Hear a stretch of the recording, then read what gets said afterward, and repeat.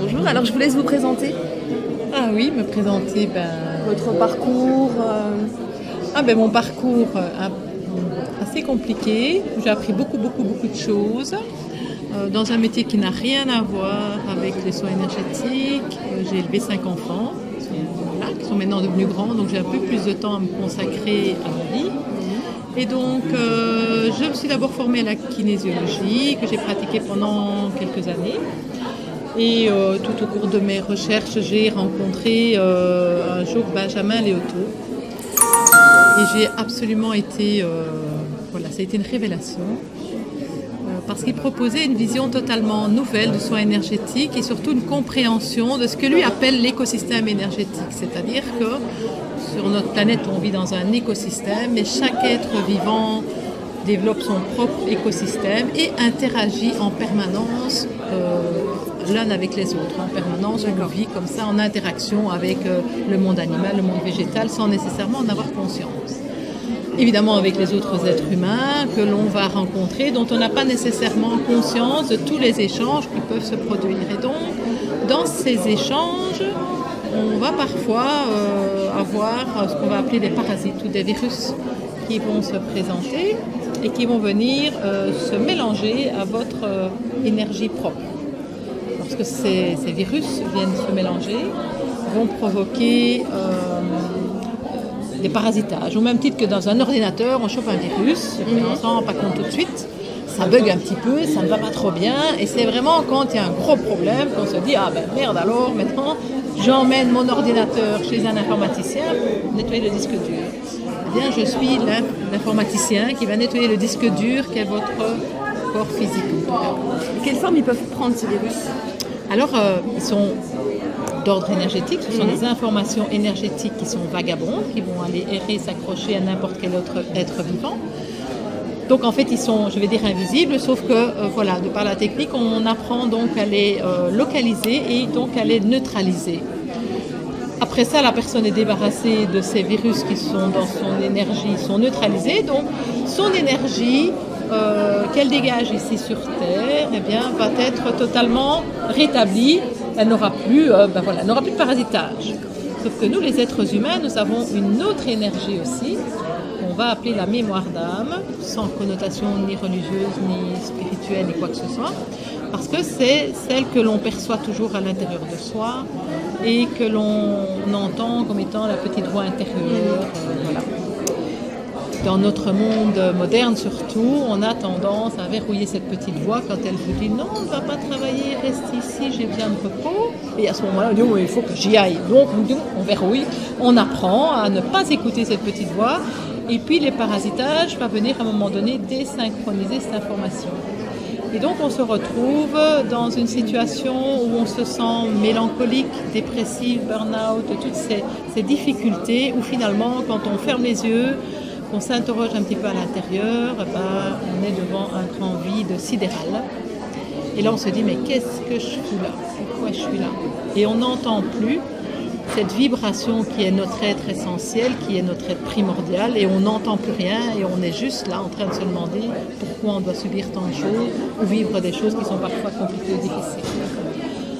Dans cette méthode, et c'est en ça qu'elle est révolutionnaire, non seulement il y a cette compréhension qu'il y a des interactions et des parasitages possibles, mais aussi que du coup, une fois que l'énergie propriétaire d'une personne a été nettoyé de ses parasites, eh bien on peut resynchroniser ces deux énergies ensemble et c'est là que la magie intervient. Je dis l'âme agit. C'est vrai. Voilà, c'est ça. Parce que du coup, la personne va être éclairée de l'intérieur, va être reconnectée avec qui elle est vraiment. Et à partir de là, elle va sentir exactement, elle va pouvoir faire confiance à son intuition, à son être profond. Et donc forcément déjà se débarrasser d'un certain nombre de croyances, de préjugés, etc. qui nous viennent de son mental. Retrouver la densité de son être et la lumière qui vient à l'intérieur d'elle-même. Et donc d'un seul coup, devenir, retrouver en tout cas son maître intérieur. Donc en une séance qui dure de 35 à 45 minutes, la personne va pouvoir tout doucement reprendre entièrement les rênes de sa vie et les rênes de qui elle est. Alors après ça, évidemment, il y a d'autres techniques qui ne sont pas dénigrées pour autant. Il y a plein d'autres techniques qui peuvent apporter énormément d'aide, de soutien, etc.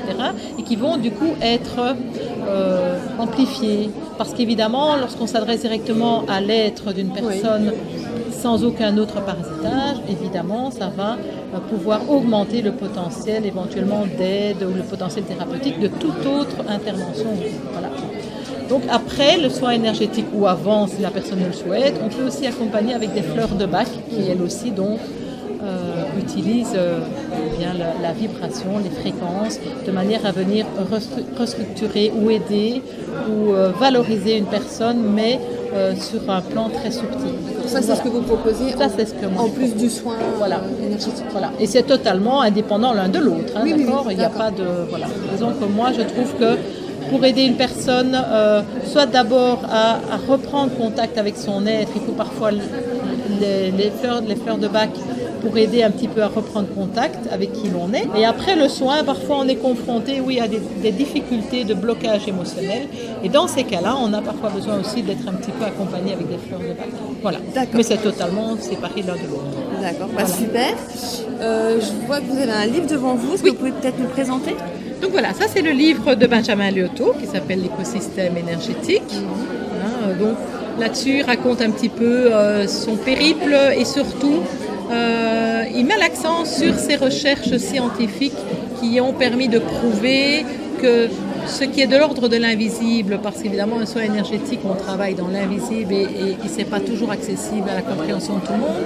Et lui, il a pu, chaque étape du processus a pu être vérifiée de manière scientifique. La première, elle est de comprendre que chaque être vivant émet un champ énergétique sur une épaisseur de 161 à 163 mm, du fleur de la peau, du fleur de la feuille, voilà. Et cette épaisseur-là, de 161 mm, évidemment, pourquoi cette épaisseur, cette distance-là ? Parce que c'est le rapport métrique du nombre d'or. Quand il a découvert que tous les êtres vivants avaient une énergie propriétaire qui était coincée dans cet espace-là, et que cet espace-là correspondait au nombre d'or, là il s'est dit, voilà comment on trouve le pont entre la science, la géométrie sacrée et le monde invisible de l'énergétique. Donc voilà, ça c'est en ça qu'il est vraiment très très novateur. Voilà. D'accord, super. Écoutez, on vous remercie pour votre intervention. Merci. Et bonne continuation. Merci.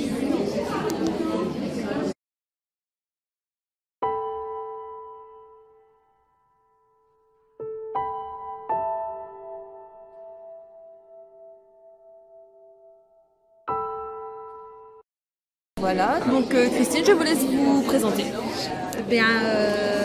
Déjà merci à tous les deux d'être intéressés à ce que je fais et de permettre de partager tout ça au monde. Merci à vous. Alors en fait moi je suis énergéticienne, massothérapeute et géobiologue. Et donc en fait depuis que je suis toute petite je suis sensible et je sens qu'il y a quelque chose qui se passe dans l'invisible et qu'on ne voit pas toujours mais que l'on ressent. Et tout ça et mon chemin de vie, mes difficultés de vie m'ont amené en fait à travailler sur moi. Et puis un jour je me suis rendu compte que j'avais envie moi aussi de devenir thérapeute et donc j'ai commencé par le Reiki. Et puis j'ai fait la guérison reconnective avec Eric Pearl et puis je suis arrivée au RVF avec Franck Gilbert. Donc le RVF c'est la technique que j'utilise principalement. C'est une technique qui va travailler sur les mémoires de notre propre vie, intra-utérine et intergénérationnelle. Et c'est une technique Donc moi je travaille toujours en verbal pour reposer les mots et que les gens puissent déposer leurs valises. Et puis après cette technique c'est vraiment une technique énergétique où on prend le pouls de la personne et c'est le pouls de la personne qui va nous guider pour aller chercher les déséquilibres et y amener une énergie nouvelle pour que le subconscient refasse son puzzle intérieur et puisse être maître de sa vie en fait. Parce que ma force et ce qui me pousse, c'est que chacun soit maître de sa vie. Parce que j'imagine que quand dans le monde, tout le monde sera roi de sa propre personne, alors le monde tournera bien. Donc mon but, c'est vraiment que chacun soit dans son propre pouvoir. Et cette technique permet ça en fait, que chacun retourne vers soi. Je sais qu'on s'auto-guérit aussi. Et donc nous, en tant que thérapeute, on est des outils. On n'est pas le sauveur. Ça n'existe pas. Donc c'est vraiment important, voilà, c'est vraiment une aide qu'on apporte, mais on est des outils pour les gens. Et donc ici, vous avez vu, il y a plein d'outils. Et après, la personne va vers l'outil qui lui convient le mieux à un moment donné, parce qu'on peut avoir besoin d'une telle personne à un moment donné, d'une autre à un autre moment. Et voilà. Et donc mon but, c'est vraiment rendre le pouvoir aux personnes. Donc j'utilise cette technique-là, RVF. J'utilise aussi la géobiologie pour aller nettoyer les lieux de vie, puisque parfois notre lieu de vie est pollué. Et donc quand on le dépollue, ça permet de se sentir mieux. Il faut savoir aussi que tout l'extérieur parle de nous. Donc quand on a un lieu de vie pollué, ça parle aussi de notre propre pollution intérieure. Et donc mon gros travail, c'est vraiment de faire prendre conscience aux gens qu'on est en centre de quelque chose et que ce qui rayonne autour de nous parle de nous comme un miroir. Et donc il est toujours intéressant de refléter le miroir et de comprendre ce que le miroir, l'univers veut nous raconter. Une fois qu'on sait ce que l'univers veut nous raconter, alors on sait mieux se comprendre, on sait mieux s'aimer, on sait mieux s'accepter et on devient mieux maître de sa vie, quoi. D'accord, ok. Voilà. Et je fais aussi la petite boutique, vous avez vu, j'ai des pierres. Oui, la petite boutique, on peut peut-être filmer la petite boutique de Christine. Je ne sais pas si tu peux y arriver.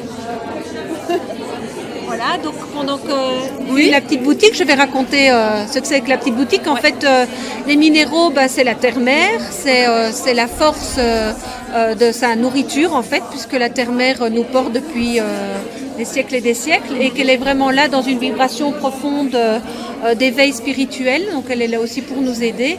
Et la terre-mère nous offre en fait des cristaux pour nous aider dans notre évolution spirituelle.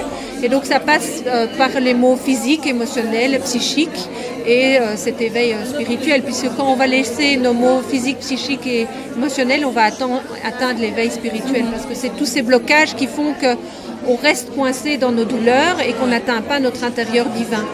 Et les pierres sont des outils qui permettent de travailler sur soi et d'atteindre cette plénitude intérieure. D'accord. Et c'est pour ça que j'ai démarré cette petite boutique, parce que comme on est dans un monde ancré, donc terrestre, j'utilise la matière aussi, et c'est important de bien s'ancrer, parce qu'on a choisi d'être dans la matière. On est tous des esprits divins, Ouais. et on est tous des anges sur Terre, mais on a décidé de vivre une vie terrestre, donc il faut la vibrer. Les pieds sur terre, voilà. la tête dans les étoiles. C'est important, tout à fait. Ok. Donc, est-ce qu'on peut parler un peu plus précisément de votre soin d'amour Que je propose sur le site, pour qui, pourquoi? Voilà, en fait, pour moi, l'énergie d'amour, c'est la plus belle énergie qu'il y a, et c'est la seule. Toutes nos cellules vibrent l'amour, les arbres vivent l'amour, enfin, on n'est que amour en fait. Et cette énergie divine qui est pure, elle est dans notre sang, dans nos veines, dans notre cœur, elle est partout, elle est à l'extérieur de nous à l'intérieur de nous. Et en fait, c'est un peu comme cette énergie, on la consomme tout le temps sans s'en rendre compte. C'est un peu comme quand vous mangez une fraise, vous prenez la fraise, vous la mettez en bouche, c'est bon, et hop, vous l'avalez. Par contre, si vous prenez la fraise et que vous dites « Waouh, quelle belle couleur rouge, tu vas m'aider pour ma circulation du sang, quelle belle couleur rouge, tu vas aider à mon chakra racine, quelle belle couleur rouge, tu vas me donner la passion, tu m'apportes du sucre, donc je vais avoir de l'énergie, t'es le fruit de la terre », et on prend conscience de ce que c'est réellement d'une fraise, on va la mettre en bouche et ça va prendre quelque chose d'énorme, ça va nous faire vivre, ça va nous nourrir profondément parce qu'on est conscient de ce que c'est. Et bien moi, avec l'énergie d'amour, le soin d'amour, c'est rendre conscient permettre aux gens de prendre conscience que l'énergie est partout, mais qu'il faut la faire vibrer en fait. Et que quand on prend la peine de la sentir et de la rayonner, il se passe réellement quelque chose et on peut faire augmenter le taux vibratoire de la terre, de soi, des lieux, et que c'est un outil qu'on a tous, quoi. Et c'est gratuit pour tout le monde et c'est vibrant. Et donc quand on se fait des câlins, par exemple, c'est ça qui se passe. Quand on se fait des vrais câlins, quand on se fait une vraie accolade de ah, je suis avec toi maintenant, alors il se passe vraiment quelque chose. Et c'est ça qui me porte en fait. Donc vous apprenez aux gens à prendre conscience de ce qu'ils ont, de ce qu'ils font dans leurs gestes de tous les jours. Voilà, et alors quand on travaille en groupe, je fais par exemple des groupes pour ça s'appelle un groupe pour soi, c'est des ateliers les jeudis soirs. Et donc ça c'est pour travailler sur soi mais en groupe, c'est vraiment dans cette idée-là. Parce que quand on est en groupe, on se rassemble et les gens ne se rassemblent pas par hasard, c'est parce qu'ils ont les mêmes thématiques à travailler. Et parfois on a des thématiques profondes qu'on n'a même pas conscience. Et quand quelqu'un du groupe va parler de quelque chose, ça va d'office rayonner sur les autres. Et ensemble on est beaucoup plus porteurs et le travail est beaucoup plus profond. Et donc c'est vraiment intéressant de travailler ensemble et de se rassembler, quoi. Et moi je rêve d'avoir une fois une conférence avec une centaine de personnes. Vous imaginez qu'on se tient tous la main, qu'on se connecte tous à notre cœur et qu'on pulse l'énergie d'amour, mais ça va être divin, quoi. Bah, l'invitation et la demande est lancée. Ah ouais. Donc ça y est, c'est bon. C'est acté. Voilà, super. Ok, bah super. Et je vois plein de petits outils autour de vous, des oracles, des pierres. Est-ce que c'est des outils desquels vous vous servez pour aider les gens Oui, voilà, je fais aussi des tirages de cartes. Donc c'est pas pour dire l'avenir. Donc ça pour moi l'avenir est ouvert en fait. C'est un tableau que l'on crée jour après jour. Même si dans nos thématiques, ce qu'on a créé hier va créer le futur et donc on peut quand même avoir des informations. Mon but, moi, c'est vraiment de permettre à la personne de faire le point ici et maintenant et de comprendre qu'est-ce qui lui arrive et pourquoi elle vit ça. Et donc les cartes sont des supports. Et quand je tire les cartes, c'est vraiment est-ce que je suis bien à ma place, ou alors tout à l'heure c'était est-ce que je suis bien dans mon couple ou pas, ou pourquoi est-ce que je vis ça. Et alors les cartes sont vraiment des supports de lecture puisqu'il n'y a pas de hasard. Et donc la personne avec toute son énergie divine va d'office tirer la bonne carte. C'est comme le pendule en fait. Oui. C'est notre amour divin ici, notre créateur, notre force intérieure, notre médecin intérieur, peu importe le terme qu'on utilise, qui va animer le fait qu'on va tirer la bonne carte ou que le pendule va tourner dans un sens ou dans un autre. Voilà, c'est pour nous pour l'état du moment, quoi. Voilà, et ça permet aussi de passer au-delà de notre mental, parce que notre mental, on a différents corps, et notre mental c'est un corps magnifique, mais c'est un corps qui a été beaucoup adulé, et donc on lui a donné tellement d'importance que le mental croit qu'il est tout. Donc du coup le mental il croit qu'il sait tout, il croit qu'il doit être nourri, qu'on doit prendre tout, alors que si on se met dans notre créateur, on a accès à tout. Et c'est nos croyances qui nous fait croire qu'on ne peut pas parler les langues sans les apprendre, etc., etc. Et donc il faut vraiment arriver à dire au mental maintenant, il faut que tu restes juste à ta place et tu es juste là pour retranscrire le divin en fait. Tu me sers juste à parler aux autres humains et à permettre de laisser passer l'information du divin. Mais c'est un bel outil, mais c'est pas toi qui sais. Et alors le mental se calme. Sinon, c'est comme toute notre partie égotique. Hein. C'est ça. Notre partie égotique, en fait, elle est merveilleuse parce que ma partie égotique chez moi, c'est Christine. Et elle est merveilleuse, sinon je ne serais pas là devant vous en train de vous parler. Mais en même temps, si je pense que je ne suis que Christine, alors je suis toute cette personne avec tout ce qu'elle a vécu et toutes ses souffrances ou tous ses plaisirs, etc. Et je ne vois pas l'amour qui est au-delà de tout ça. C'est ça. Et si je suis l'ensemble, alors l'amour va utiliser Christine pour vibrer et partager plein de choses. D'accord. Et c'est ça qui est passionnant, quoi. Et c'est ça que je veux faire sentir aux gens et qu'on a tous cette capacité d'auto-guérison, on a tous cette capacité de transformation. Rien n'est figé en fait. Tout peut bouger. On a cette liberté d'être maître de notre vie et moi c'est ce qui m'anime profondément de partager, quoi. Et donc j'utilise plein de techniques pour faire passer ça. Et voilà, c'est super. Je pense que les gens vont pouvoir le sentir dans la vidéo. C'est super gai, quoi. Je fais aussi des ateliers pendules s'il y en a qui sont intéressés. Donc en fait c'est pareil. Le pendule est un bel outil, donc on peut avoir son pendule intérieur, mais le pendule extérieur, puisqu'on a parfois besoin d'un support, comme je vous explique avec les pierres, le pendule, ça permet vraiment de se dire, ah ben je fais confiance à mon intérieur et lui c'est, et pas mon mental qui me dit, ah ben voilà. Et c'est vraiment un bel outil et c'est une façon aussi de venir vers soi. Donc c'est pour ça que je fais les ateliers pendules. Et ça permet aux gens d'être autonomes. Parce qu'on m'appelle pour retrouver des choses ou par rapport à des questions, mais les gens qui sont venus faire des ateliers pendules, ils acquièrent leur propre autonomie. D'accord. C'est génial, quoi. C'est une façon, oui, de revenir vers soi aussi. Mais oui, c'est ça, et d'être maître de soi, tu vois, de ne pas toujours... de penser qu'on a besoin de l'extérieur pour vivre, tu vois. Et on est dans ce mode-là, on est dans le mode élève, prof, tu vois. Et donc ça, il faut sortir de ça, parce qu'on a tous besoin de tout le monde, et l'enfant ne sait pas moins que le professeur. L'enfant apprend autant au professeur que le professeur apprend à l'enfant. Et c'est comme nous, en tant que parents, nos enfants sont nos maîtres, parce qu'à travers eux, on comprend nos blocages. Et nous, on est des guides pour nos enfants parce qu'on leur permet de se structurer pour arriver à l'état d'adulte. Mais on ne sait pas ce qui est bon pour l'enfant, seul l'enfant le sait.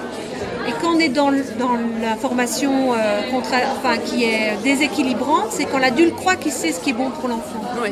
Et là, on est dans un déséquilibre. C'est comme quand on dit à notre mental que c'est notre mental qui sait ce qui est bon pour nous. C'est pas vrai, notre cœur sait ce qui est bon pour nous, pas notre tête. Donc, voilà. Je suis bien d'accord avec tout ça. Eh ben super, je suis très contente de vous avoir rencontrés tous les deux. Et merci beaucoup pour ce super partage. Merci à vous deux aussi. Et à bientôt et gratitude. Merci à vous.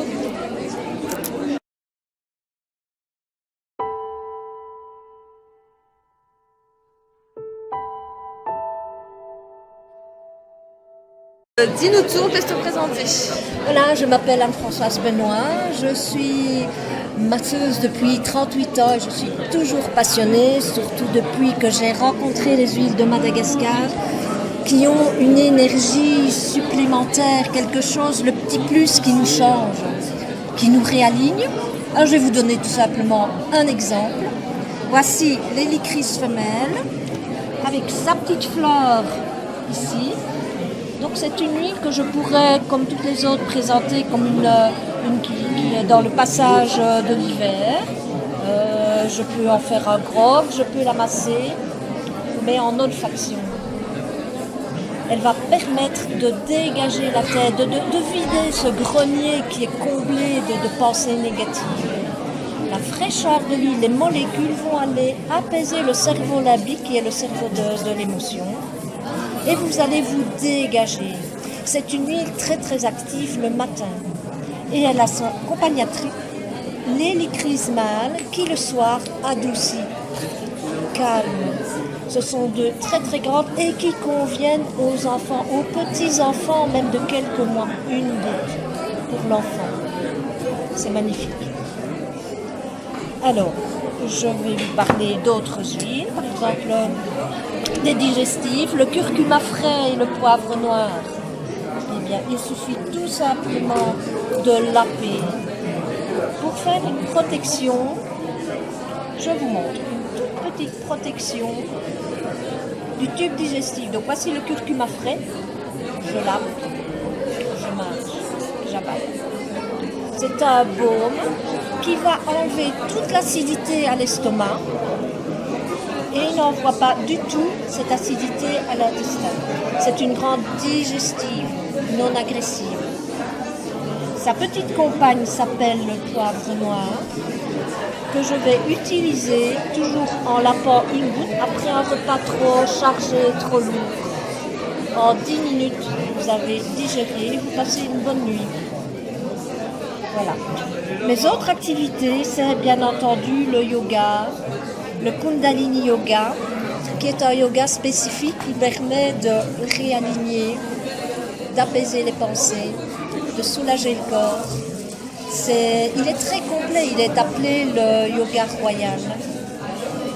Et il est passionnant parce que sa philosophie nous apprend beaucoup à retrouver l'humilité, la patience et aussi à être moins individualiste. Donc je vous invite à venir découvrir, je fais des ateliers qui expliquent par exemple le yoga des yeux, l'olfaction à utiliser à la maison, l'aromathérapie à utiliser à la maison. Donc vous pouvez retrouver mon adresse sur la carte là-bas derrière. Donc on peut Et- dire que tu allies toutes tes activités, ou Oui. plusieurs d'entre elles, pour faire un soin. Pour faire un soin, tout à fait. D'accord. Tout à fait. Donc je peux très bien prendre les respirations du Kundalini Yoga, découvrir l'olfaction avec les licorices femelles ou avec éventuellement la maniguette pour les gens qui ne savent pas dormir. Ça, c'est un bon grand somnifère naturel. Le lâcher prise avec le bol en cristal. Décompresser avec la catrafrais en anti-inflammatoire, en articulaire. Voilà, c'est très très très complet. C'est un tout et ça vaut la peine de découvrir. Ok, Voilà. eh ben, merci beaucoup.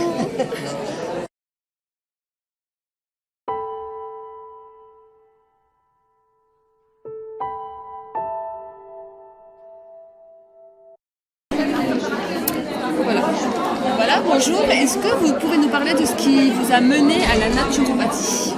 Et la naturopathie, en fait, ce qui m'a plu au départ, c'était je voulais connaître un petit peu plus des plantes. Et la seule formation qui pouvait me garantir cet apprentissage était l'IHMN, l'Institut d'hygiène et de médecine naturelle à Namur. Mais il fallait d'abord faire de la nutrition et de l'hygiène de vie. Et alors finalement, comme ça m'a plu, j'ai continué. Et en fait, je suis infirmière de formation. Et ce qui me plaît dans la naturopathie, c'est qu'il y a en fait une responsabilisation de la personne par rapport à sa santé. On n'est plus patient, on est acteur. Et alors ça remet vraiment la personne au milieu de sa santé et c'est elle qui va se prendre en charge. Ici, il n'y a pas de protocole, tout est individualisé. En fait, la naturopathie, c'est donc l'accompagnement de la personne qui veut se prendre en charge au niveau santé. J'accompagne des personnes qui veulent simplement faire de la prévention, qui ont des petits soucis au quotidien ou alors qui ont des graves maladies. Et là, c'est toujours en complémentarité avec le médecin et avec les médicaments, bien sûr. Ici, je vais regarder comment la personne fonctionne avec de l'iridologie, donc l'analyse de l'iris. Au niveau des yeux, nous on regarde simplement la couleur, mais seulement il y a énormément de signes dans les yeux. Et il n'y a pas de diagnostic de maladie ni de diagnostic au niveau ophtalmologique, mais je sais à ce moment-là voir des dysfonctionnements au niveau de certains organes et surtout comment est-ce que la personne fonctionne. Et alors ça va me permettre de pouvoir orienter un petit peu les conseils. La personne après va me donner un petit peu les ressentis de ses problèmes et en fonction de ça, on va regarder comment est-ce qu'elle s'alimente. On va regarder si elle garde ses respects au niveau de certaines de ses limites. Et alors, ce qui est intéressant, c'est de pouvoir pallier à tout ça, mais en remettant la personne au juste milieu. Donc, il faudra regarder au niveau de l'alimentation, ce qui lui convient et qui ne convient pas, en accord avec elle. Les activités physiques, le cycle sommeil-veille, ça c'est important. On dort par exemple beaucoup moins qu'avant, alors que on en a besoin pour récupérer. Et alors, ici en dernier lieu, je donne tout ce qui est conseil compléments alimentaires, mais ça peut être soit des plantes, ou alors de l'aromathérapie, ou alors des fleurs de bac. Et ça peut même aller jusqu'à des exercices de méditation. Donc c'est vraiment un large panel pour pouvoir arriver à cerner vraiment ce qui fonctionne pour la personne. D'accord, donc rien qu'avec un test de l'iris de l'œil, Non, orienter la personne. non, pas avec ça. Ici, ça me donne une idée de voir comment est-ce qu'elle fonctionne, mais j'oriente la personne aussi avec toutes les questions que je vais poser et en fonction de ce qu'elle va me raconter au niveau de sa vie, de ses habitudes et de ses problèmes. Donc elle repartira quand même avec un protocole, que ce soit avec des plantes. Il n'y a pas de protocole, c'est vraiment adapté à la personne. Parce qu'il y a des personnes qui fonctionnent pour elles, eh bien alors je me lève le matin, je veux bien prendre un ou deux comprimés ou une plante ou l'autre. Je déteste le thé, je ne vais pas lui prescrire 3 tisanes par jour. C'est personnalisé quoi. C'est vraiment individualisé et c'est avec le respect de la personne. D'accord. Voilà. Alors, j'ai complété aussi mon activité complémentaire parce que je me suis dit que l'alimentation était vraiment très très importante, c'est la base de tout.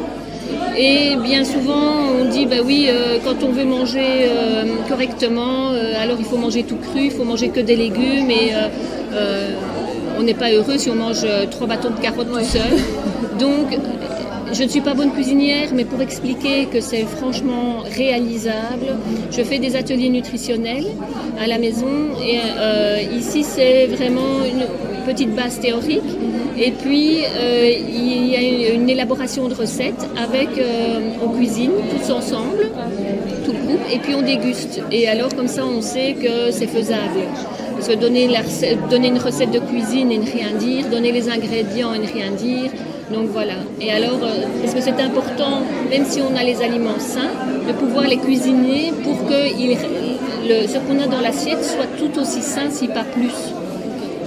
Toujours en intégrant tout ce qui est germination, cuisson, vapeur douce, et parfois même de la cuisine crue. Donc voilà. D'accord.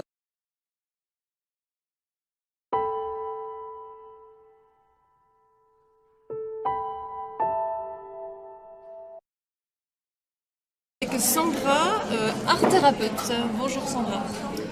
Mais voilà, donc moi je travaille en fait parce que l'art en fait est thérapeutique en soi, donc je suis pas là pour interpréter mais pour accompagner la personne dans son processus artistique. Donc je lui propose des outils et pour justement exprimer son enfant intérieur, parce qu'on est tous créatifs en soi, mais qu'il y a des fois on oublie un peu sa part de créativité. Donc je suis là pour justement faire sortir cette créativité qu'on a en soi, parce que ça peut être une ressource pour continuer à cheminer tout au long de sa vie.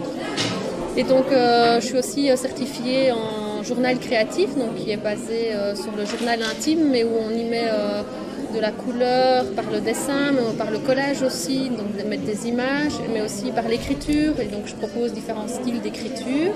Donc ça peut être des écritures illisibles, des écritures en silhouette, des choses comme ça.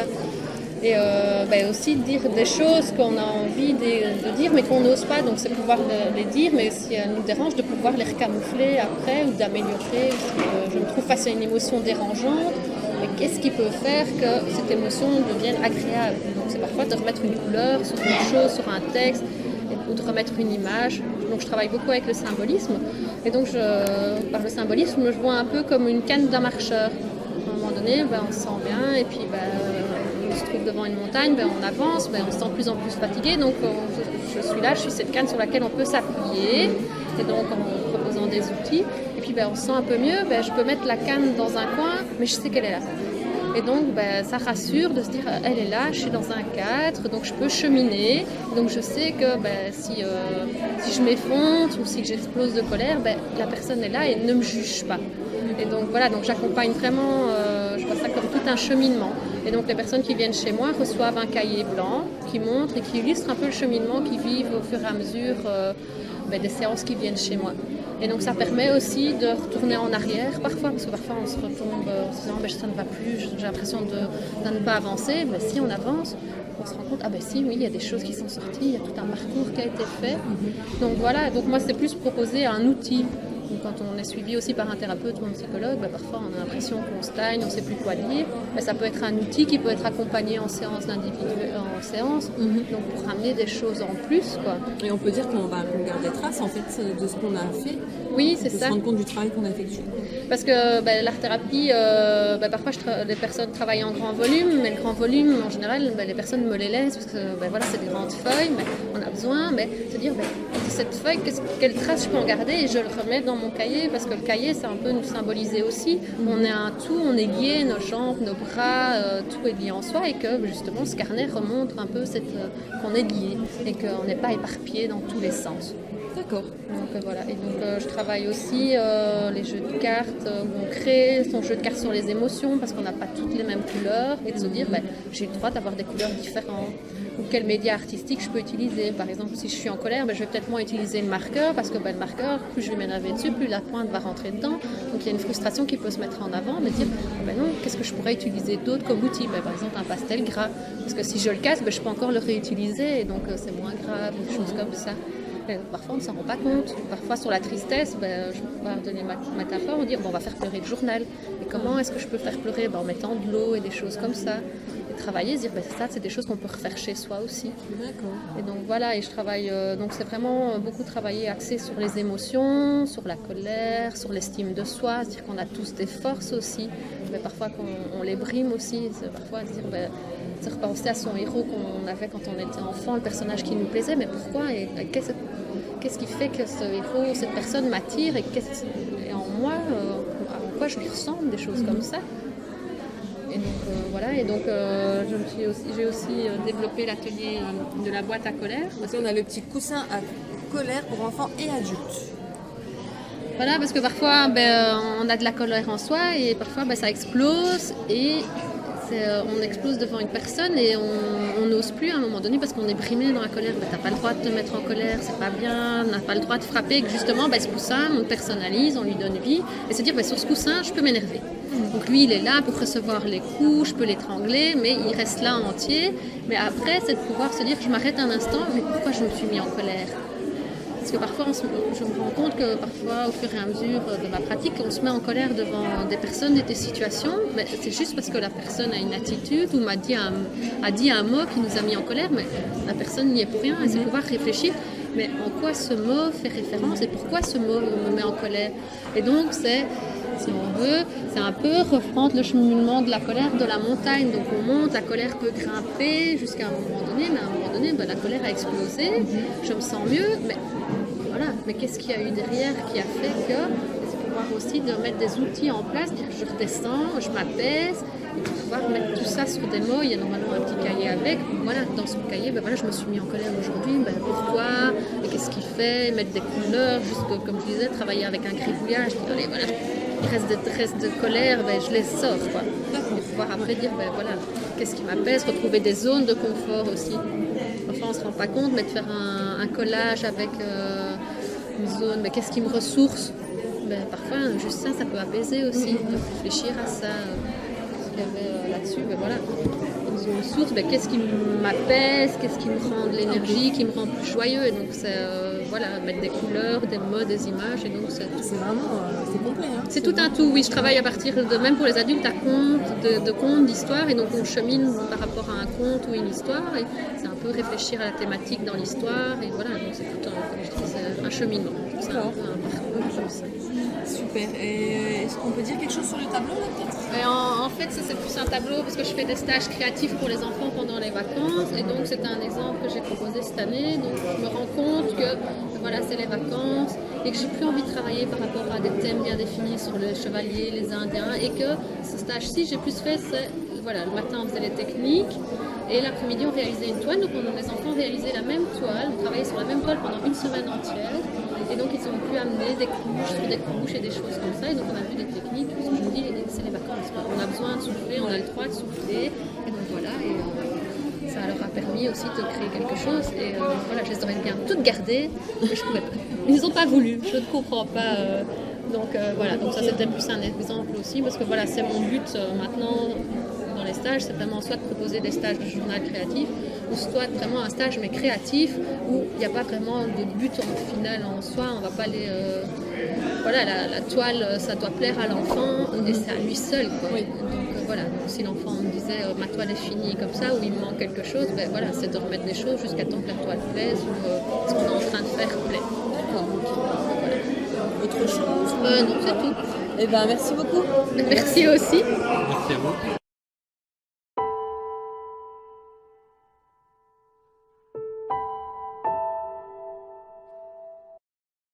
Bonjour, alors on est avec monsieur Disler Renaud, co-organisateur de la première édition du salon Attitude Zen Gaume, qui va nous expliquer comment a fleuri cette idée de salon et dans quelles conditions et pourquoi. Donc en fait on était plusieurs thérapeutes mais aussi plus dans l'entrepreneuriat collaboratif. On s'est dit tiens c'est vrai que ça devient difficile de se faire connaître et de trouver de la nouvelle clientèle. Donc on n'est jamais si bien servi que par soi-même, donc on est parti pour faire un salon avec nos agendas, nos contacts. Finalement on s'est rendu compte que tous ceux sur qui on comptait au départ nous ont lâchés et nous ont pris pour des fous. Donc voilà, au bout du compte, c'est devenu une aventure énergétique et positive, vraiment à tout niveau, où on a rencontré d'autres personnes qui ont cru au projet. Et voilà, je pense que c'est concluant pour cette première édition. En tout cas, Et ça a l'air c'est très chouette, chouette. il y a du monde. Hein. Tout à fait, ouais, ça a l'air bouge. sympa. Voilà. Autre chose à ajouter Non, ben voilà, Donc vous pensez que ça sera réédité? je pense bien, oui, vu le succès, la balle est lancée, donc maintenant à nous de poursuivre l'aventure Ça va. Eh avec ben, d'autres fous. on vous remercie beaucoup et sûrement à l'année prochaine. Voilà, merci aussi.